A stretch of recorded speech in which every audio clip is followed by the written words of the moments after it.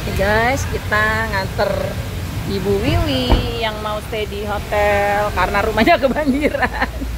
Ibu wali kota kita rumahnya kebanjiran guys. Jadi nginepnya di Horizon. Bu, tinggal ya? Oh, iya.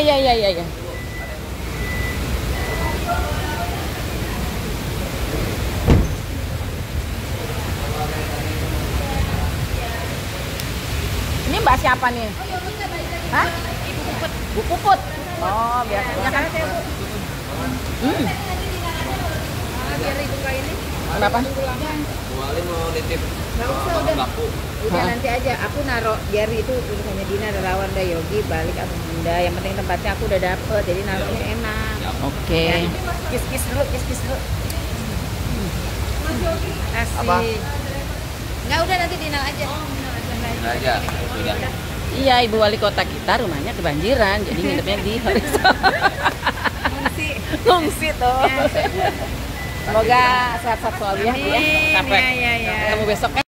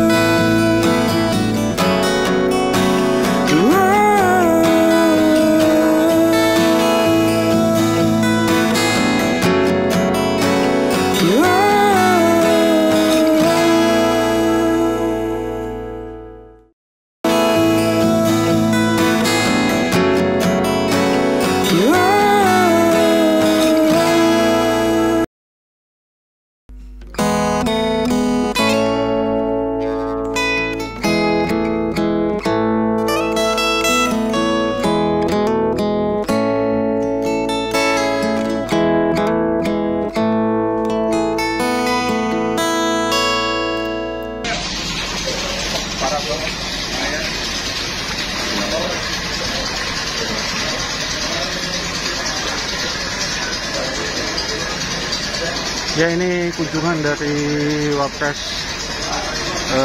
Gibran yang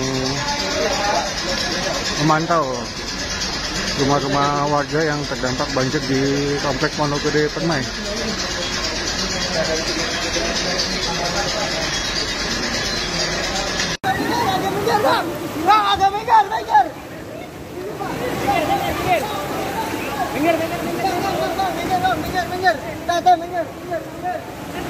Ya Allah.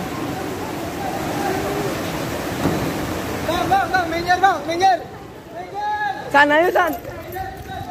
Emang bener banjir besar di Jakarta, Bogor, sampai Depok disebabkan oleh sesuatu yang lebih mengkhawatirkan daripada sekedar curah hujan gila-gilaan. Masalahnya, kalau Bogor aja udah banjir, apa kabar Jakarta? Jadi sebenarnya apa sih penyebab banjir Jabodetabek kali ini? Penasaran? Nonton sampai habis. Gue bantu ringkasin. Saya mau bicara tentang banjir lagi. Tapi emang apa sih penyebabnya? Kata BMKG, banjir besar ini beda dengan banjir besar tahun 2020. Dan BMKG emang udah memprediksi cuaca ekstrim ini. Nyatanya, cuaca ini dipengaruhi oleh gelombang atmosfer Rossby ekuatorial, gelombang Kelvin, dan juga pertemuan angin dari banyak arah. Makanya, cuaca ekstrim rata dari Sumatera sampai Papua. Beda cerita di Badan Nasional Penanggulangan Bencana atau BNPB. Kata Kepala BNPB Suwaryanto, banjir dan longsor yang terjadi di seluruh Indonesia ini disebabkan oleh banyaknya alih fungsi lahan. Dulu, daerah yang jadi resapan air, sekarang malah dijadiin area permukiman dan komersial. Hujan yang harusnya diserap tanah, sekarang langsung ngalir ke bawah. Gubernur Jawa Barat Deddy Mulyadi juga nyinggung soal lebih dari 1.000 hektar lahan kebun teh di Puncak yang udah alih fungsi. Dampaknya sekarang, per Selasa pagi 4 Maret, masih ada 46 RT di Jakarta yang terendam banjir. Di Bekasi, tinggi air sempat nyampe 1,2 meter. Pintu-pintu air di Bogor dan Depok semua naik status jadi siaga 1 alias bahaya. Terus sekarang apa solusinya? Kata Gubernur Jakarta Pramono Anung, buat banjir lokal dia udah mulai pengerukan. Buat banjir kiriman dia udah nyiapin waduk Cimahi dan Sukamahi buat nampung air. Tapi memang 2 waduk ini katanya belum cukup. Dan iya, ini bukan cuma soal hujan ekstrim, tapi ada masalah yang lebih dalam. Dan kalau masalah itu nggak segera diatasi, mau sampai Indonesia emas juga, Jakarta bakal terus kebanjiran. Tapi gimana menurut lo? Kira-kira solusi apa yang dibutuhkan buat ngatasin banjir rutinan Jakarta ini?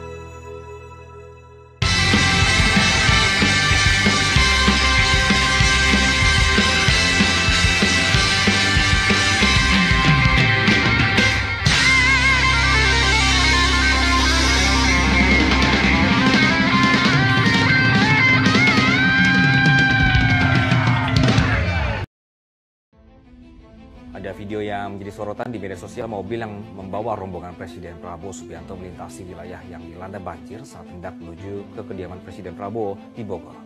Perjalanan Presiden Prabowo Subianto saat pulang ke rumahnya di Babakan, Madang, Bogor terpaksa terganggu akibat derasnya banjir di desa Cijayanti pada Jumat lalu. Video rombongan Presiden Prabowo Subianto kebanjiran ini bahkan viral di media. Terlihat mobil iring-iringan Presiden menerobos banjir yang cukup deras. Bukan hanya mobil, motor yang mengawal Presiden Prabowo Subianto juga turut menerjang derasnya aliran banjir. Jelajahi cara baru mendapatkan informasi. Assalamualaikum warahmatullahi wabarakatuh. Sobat RH sekalian, jumpa lagi kita di channel yang keren. Keren cadas. Ya, sobat RH sekalian, soal banjir tadi sudah dipoto di videonya, luar biasa ya. Banjir di mana-mana dan viral. Iring-iringan mobil Prabowo terobos banjir. Apa enggak malu lihat nasib rakyat ya? Yang malu siapa gitu? Susah kita ya, konsep malu itu udah nggak ada lagi rasanya ya. Jadi sobat era sekalian, itu tadi yang kritisi oleh netizen ya, publik kok bisa gitu ya. Oke, coba kita lihat ya.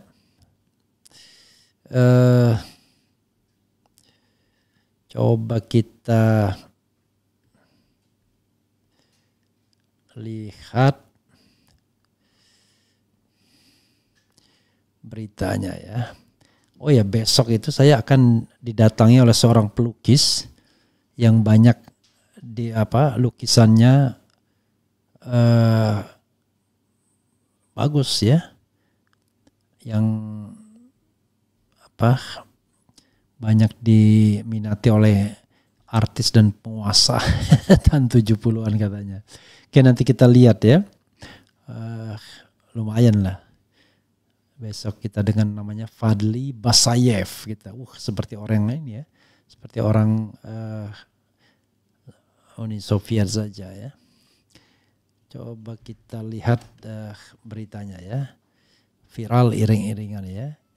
Iring-iringan mobil Prabowo terobos banjir jadi sorotan publik. Apa enggak malu lihat nasib rakyat ya.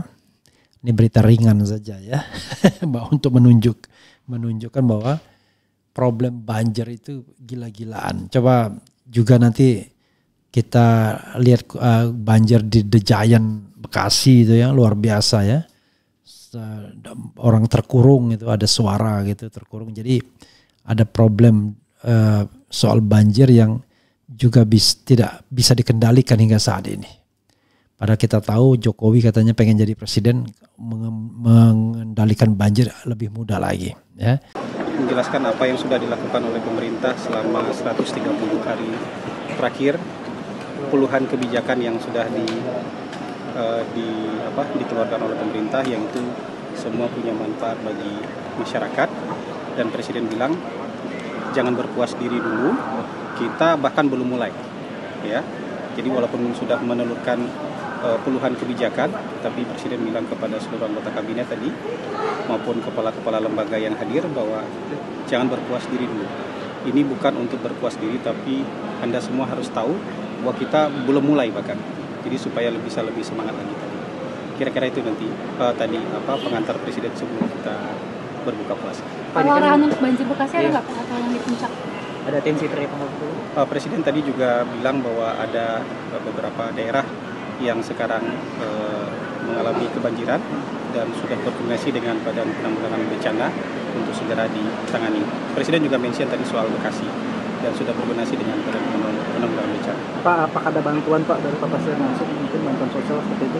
Detailnya saya belum dapat informasi, tapi pasti akan ditanggulangi sebaik-baiknya karena sudah ada arahan langsung dari Presiden kepada Badan Penanggulangan Bencana BNPB. Gitu ya. Terima kasih. Ya. Selamat berbuka.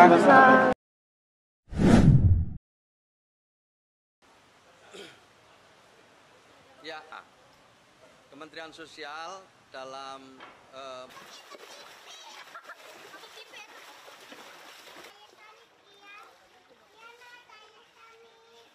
Presiden meminta kepada semua yang bertugas ya, TNI, Polri, yang kita semua untuk bersinergi dan bekerja sama. Tetapi kita tahu setiap ada bencana selalu saja TNI, Polri, ya, relawan-relawan, semua memang bersatu padu di lapangan itu memberikan dukungan mulai dari tahap evakuasi, kemudian tahap pengungsian dan nanti sampai tahap rehabilitasi.